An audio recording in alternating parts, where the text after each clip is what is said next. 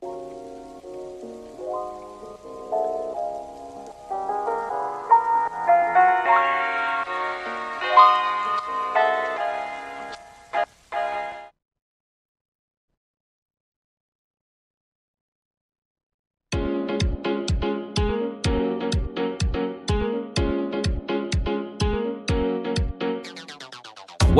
to Education 101 with your host, Eric Wolfram.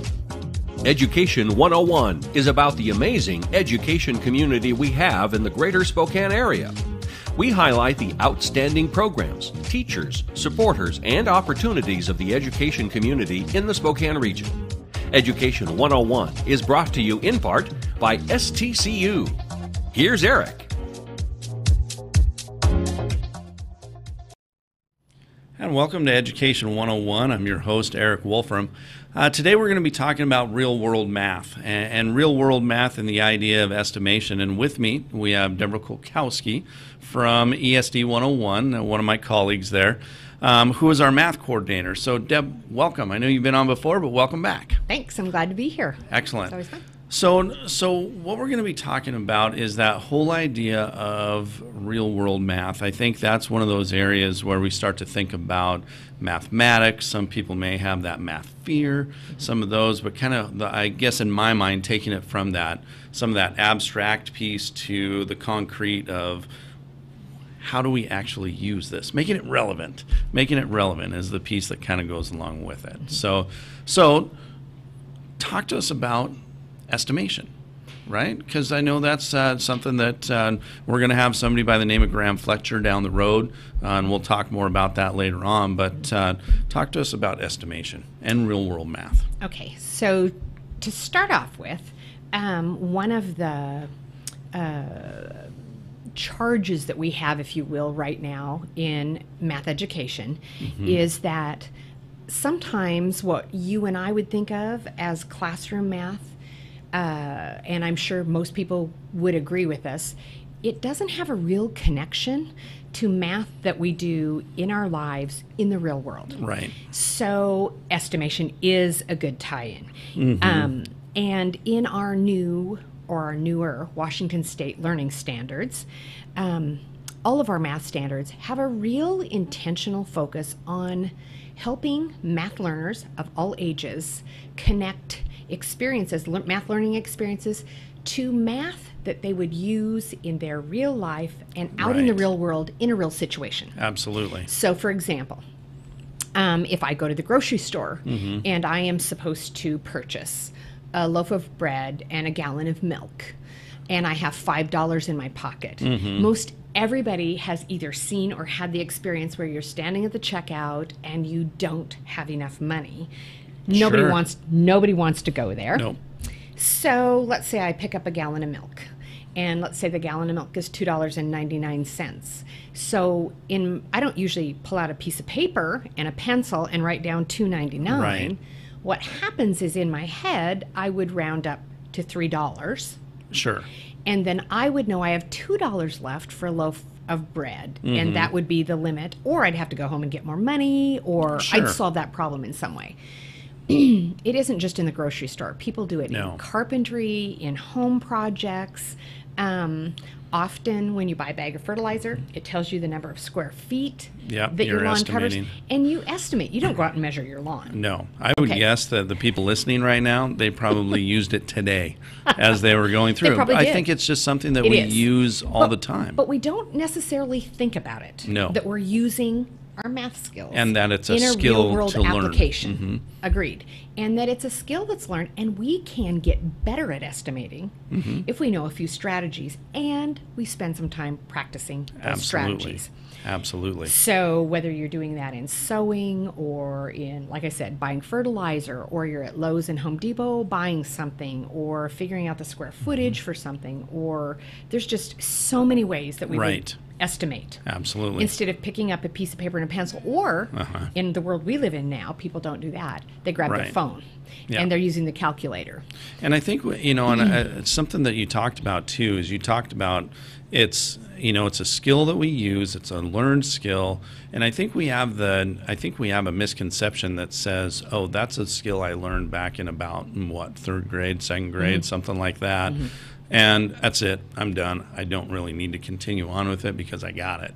But I think you're right. I think what you talked about was the idea of not just how do we get better at it, but how do we tie it into our real lives and our real world, right. And that's where that term real world mathematics comes to. So this would be something relevant. that even parents can do with their kids in the summer. So now let's talk about, because I chose estimation for today, many of us have had the experience too where you might walk into some sort of a store or there's a contest and you're expected to estimate how many of something there is in some sort of a container. It's a carnival. Like it could be at a carnival, like the Skittles jar that we have here on the table. Right.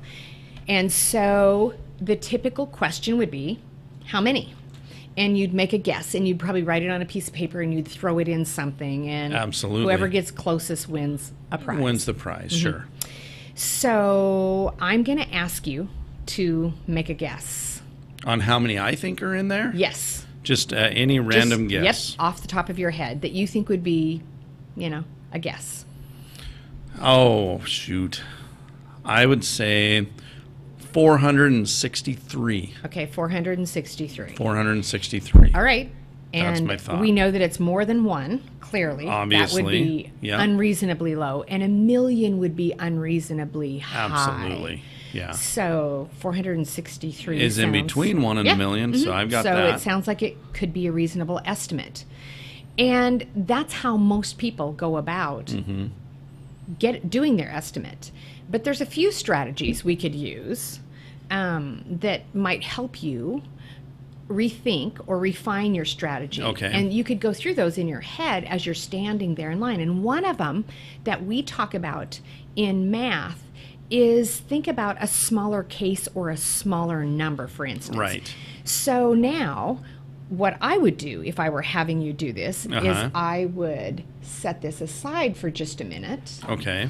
And I would ask you to estimate a smaller number or a smaller case. And I would ask you to estimate about how many Skittles you believe is in that light bulb. Can I touch it and pick You it up and look at can touch it? it and pick it up and look at it.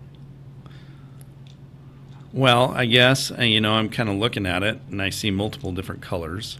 I will say that, so I see the orange, the yellow, green, red, and is that purple? It is. They're Skittles. So, yeah. I'm going to say 100. But okay. I don't want to because the jar is a lot bigger, and I said 463. Well, and this was intentional. Yeah. The shape of the light bulb is different than the shape of the jar, so that it challenges you to think, to have to really think about your estimation.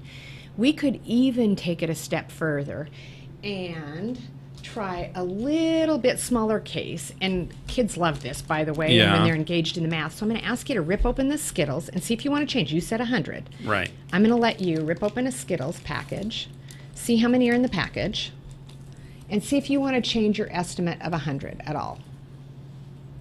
Estimate of 100? You estimated that there were 100 in here. Do I have to separate them by colors? You could, but you don't have to. Okay. There's 3, 4, 5 right there.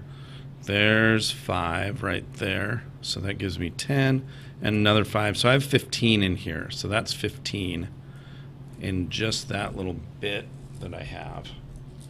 I have 16 in mine. If I kind of hold it up and I compare it to this.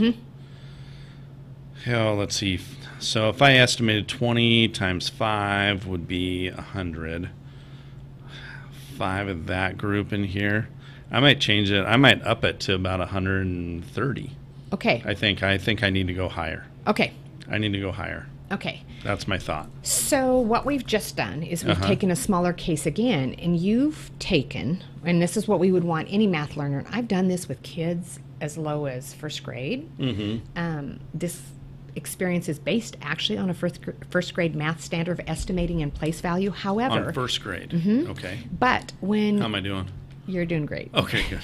But We can open it up because it's a very open task. We can use it with learners of all levels to think about just estimating in general and not focusing on place value. So you said 100, and we took, what I saw you do is you took what you noticed about your package, which was slightly different than mine. I noticed there's different colors, but that doesn't really have to do with the math. No. But I did notice that. And you used it to refine your estimate. You changed it from 100 and you upped it to 130. So now, I would, at this point, and let me back up. There's a video that actually shows somebody filling one of these. Okay. And back when you opened up your package, your sample size package of Skittles, I would have shown you that video. It's online. It's accessible to anyone for free, and we'll give that address in a bit. Could I just search You could. Skittles and the light bulb Skittles? You know, I don't know, but we're going to give the information Okay. on the website where this is at. Okay. And it might be, if you said Skittles in a light bulb, it might come up. Sure. I'm not sure. Okay. If you Google search Graham Fletcher and Skittles, it's much more likely to come up because that's the man who put this task. And it's his video on his website. That you can show kids and say, what do you notice and how do you want to change? Absolutely. And we're unable to show that video clip right here. It's only 20 seconds. When we've used that, kids usually ask to see it a second time because they really want to watch how the Skittles drop in. And some kids are trying to count them even. Sure. So they're trying to really hone in on their estimate and make it as accurate as they can, because this is like something they've seen in the grocery store or the hardware store or wherever. And usually when they see this out in the real world and there's some prize involved, that motivates kids to want to be as accurate as they can in their estimation. So you've done this not just with kids of all ages. You've done this with adults too, and kind of going through some of that process. I have. I've done it with math educators, K-12, but I've also done it with administrators to help them understand some of the things that we ask kids and teachers to be doing, to know and be able to do, and the conversations that happen because of some of the questions that we ask. Notice I haven't been telling you how to do it. I didn't tell you to count your Skittles. I didn't tell you to sort them by color. It wouldn't have helped. But a large piece of estimation or any other strategy that we're going to use would be thinking about the questions you can pose to have the other person think rather than just tell them what you think. Yeah, so I think that's a teaching strategy as well, even in the classroom, not just with adults, but even in the classroom when we start to think about how we may teach differently than when we grew up. But it's really about that questioning. How do we start to get them to think and understand some of these concepts? So what I want to do is, why don't we take a quick break, and then after that break, why don't we come back and maybe talk about some of those questions. I know you've done that. You brought some of the data and show kind of how it changes a little bit as well, and talk a little bit about that. Maybe even some ideas of what are some other things that parents can do, since it's summertime. They got the kids at home. You know, this would be a fun activity to do that estimation, but there might be some other things as well. So why don't we take a quick break, and we'll catch you right after this quick commercial break. Your home is unique, and you deserve an assessor that understands Spokane real estate home values. I'm Realtor Leonard Christian, and I'm running to be your next county assessor. I served our nation for over 20 years in the United States Air Force and as a Washington State representative. I have the education, skills, and experience needed to be your next county assessor, and I encourage you to find out more at leonardchristianforassessor.com. People matter, and you deserve a leader who listens. It's time to elect Leonard Christian for Spokane County Assessor, paid for by Leonard Christian for Assessor. Hi, this is Kurt Stockwell with Well Dressed Walrus. We are a local website design and development company here in Spokane. What we do is build beautiful, usable websites for local businesses. A website needs to be beautiful, it needs to be usable for your users, your customers, and yourself. Contact us anytime. We'd love to talk with you about your online marketing.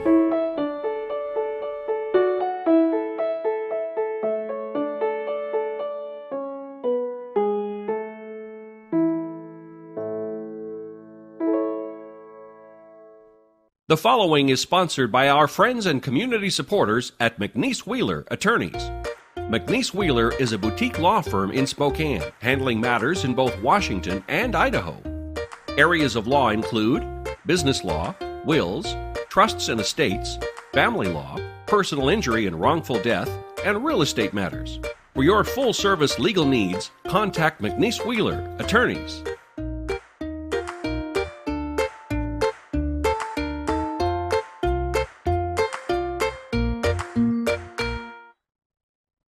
The economy is getting stronger, banks are lending again, and interest rates are at historic lows. Now is a great time to buy your dream home.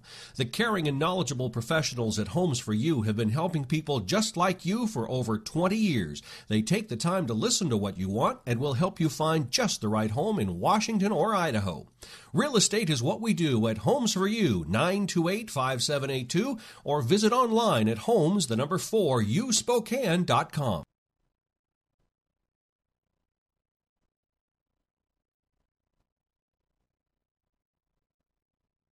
And welcome back to Education 101. I'm your host, Eric Wolfram. Again, we're talking estimation in that real-world math piece with Deborah Kolkowski from ESD 101.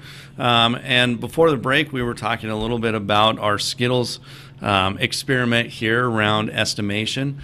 And I think that's where we left off. We talked about kind of some of that idea that, you weren't telling me how to do it, but you were questioning and encouraging me to just kind of figure it out, and it may look different. So where are we at?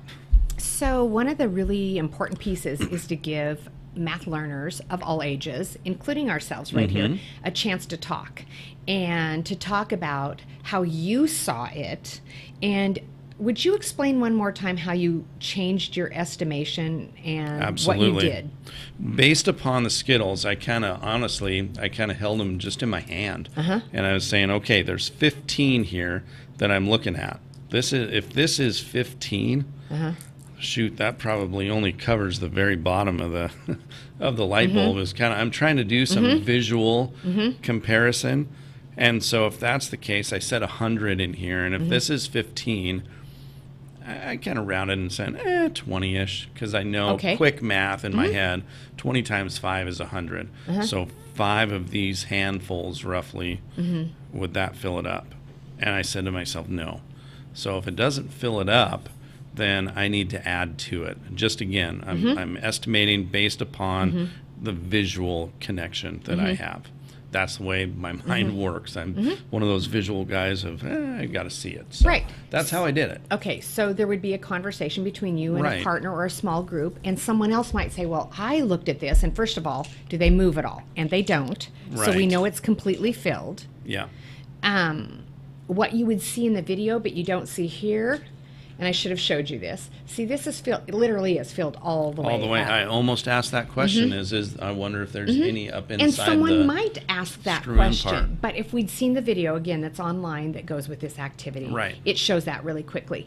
But somebody else might say, well, okay, it looks like there's about 5, I can imagine 5 here, and maybe 10 here, or 20 here. Sure. And I'm going to kind of average that almost again. Rings, like layers. And they might say, okay, I'm going to round that to 10. If I think there's 5 on the bottom and there's maybe 15 around, if I did a circle at the widest part of this light bulb, then I'm going to round that to 10. And then it looks like there's maybe 1, 2, 3, 4, and I've seen kids do this, 5, 6, 7, 8, 9, 10. Maybe they see 10 layers. Sure. So they would then say, okay, I think a reasonable estimate would be 100. Okay. Whether you agree with that or not, we're just talking about our thinking and how we came to that number. It's almost like we think about the old brainstorming. There's no wrong number because at right this now we're point. just estimating and we're sharing strategies. Yeah. So then what we would do is we would, of course, we're going to take what we knew about the Skittles, and you changed your estimation. And we did that because we're going to, really, our question is how many Skittles are in the quart jar, right? Right. So we're using this smaller case to try and refine our thinking and really focus on the math and spatial reasoning. So I think we have some slides that show some data. Right, because That you've if you done were in a this, classroom right? and you did this with a number of people, you could gather some information, which we did. And when you look at that, there are estimates that range anywhere from about 200 was the lowest, 200 and something. And it went all the way, some of the highest ones were like in the 600 and 700s. Sure. But we gave everybody a range from 0 to less than 100 was the lowest category Yeah. at the top, and then greater than 1,000 Okay. is on that slide. So then, after they've seen the package of Skittles and they've seen the light bulb, we let them use what they know about the light bulb. And I'll tell you right now, there are 115 Skittles in this light bulb. Man, I went too high. That's all right. Okay. So now your choice is you get to rethink your estimate again one more time for the quart jar. Okay. So if there's 115 in the light bulb, does that change your estimate of 400 and was it 23? 63. 63. Yeah, 463. I think it does. I mean, honestly, and again, I'm visual, so you got to bear with me. But the way that I'm thinking about it is right in the middle of there. I could put one of these light bulbs that way, one of these light bulbs that way. And then all around the outside, I'm thinking maybe 1, 2, 3, 4, 5, so like 600 along the top. Wow. And maybe 600 along the bottom. Okay. So I'm going to change it to 1,200. Okay, so There first we thing, go. because we How forgot to about do that? this is entirely full. They're not It moving is. around again, Yeah. so I forgot to show you that part. So that's what we do with math learners. So and, I've completely changed it. and most people do, but not everybody. We have another slide that shows where people took their original sticky notes and look at the shape of the data and how it changed. So people moved their estimations. They got really larger. Moved. Yeah, they all got quite a Yep. bit larger. Right. So- And they're now within a range from about 560 to over 1,000, Right. just like you Yeah, did. just like I moved to there. So that's a pretty common way to do it. And what you did again was you started explaining to me how you used the light bulb to think about how many of these light bulbs would fit in the quart jar. Absolutely. Right? Yep, that's That's it. one strategy that I've heard. Another strategy is, again, remember how I talked about layers in the light bulb? So there are some folks, a different little strategy to think about this would be, there are people who will say, I want to think about how many Skittles would be in one layer. And doing that exact kind of thing. And doing the before. same thing. Yep. And then they look at how many layers they believe there could be top to bottom. So let's say that I said, I want a round number. So I'm going to say there's 20 on a layer. Sure. And what if there's 30 layers? Yeah. So then I can do that math in my head, and that would mean that my estimate might go to 500. Yeah. Okay? So I'm dying. Okay. What's the total? How'd I do? So you're high. The actual number of Skittles in this jar is 923. So I'm closer than I was. You so are. That's good. Based are. upon being able to go through this. And it's not an unreasonable. One of the things that we often ask kids, or parents would even ask kids, is that reasonable? And Yeah. the kids have no idea what we mean by Yeah. reasonable. We mean, is it in the ballpark? Where 263 is not really, when you think about it, a reasonable estimate when Right. there's 923. Yeah. But if But it when was, we originally look at it and kind of go, take a guess. And we That's didn't use any definitely strategies. We No. didn't use But any that gives us strategies of using a strategies. smaller And I think, case. that's an interesting piece as we kind of go through that as well. I know that there's a lot of conversation out there right now about new mathematics but we really try to build that, I think, that understanding piece. And The if conceptual understanding. Yeah, and if you think about learning a skill, throw whatever skill is in there, because mathematics, I do believe, is a skill. We have conversations. If you are learning the skill of, let's say, welding, You know, you're having conversations, you're asking questions, you're being an apprentice, and you're making mistakes and trying it again and doing all those kinds of things. That's what we're encouraging kids to do nowadays, not just come up with the answer, but how do you get there and what mistakes along the way, and let's really think about this skill and learn it. So you brought up a really good point. And it wouldn't be with just welding. It wouldn't matter if it was welding, golf, reading, it literally anything that we learn, we can learn more about. That's right. And so it takes taking risks, making mistakes, looking at the mistake, talking about it, learning from others, and then coming back to it. Let's briefly talk about Graham Fletcher. I know that he's somebody that's coming, and I think we have a slide for that to be able to show. Yes. Tell me very briefly what he's all about. So, I've listed on the logo right there, his logo on his website and the address, gfletchy.com. This Skittles activity actually came from his website, and he is coming to Spokane on August 6th and 7th.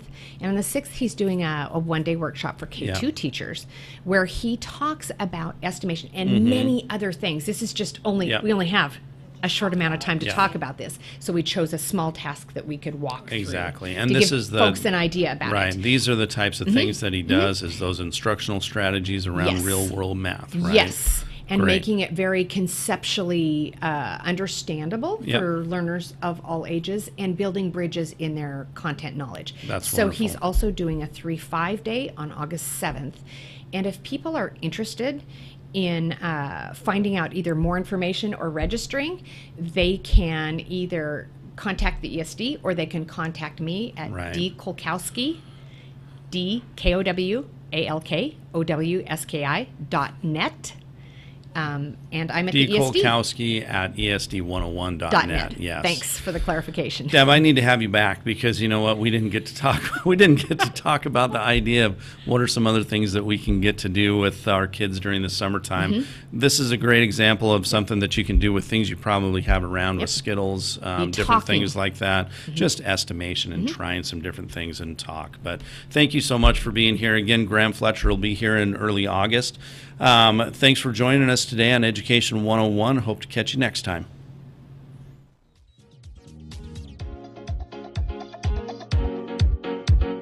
Education 101 is produced in Spokane, Washington by SpokaneTalksOnline.com, which is solely responsible for its content.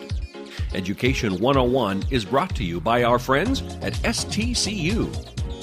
Ask Eric a question, recommend a guest, and hear this program again online anytime at SpokaneTalksOnline.com.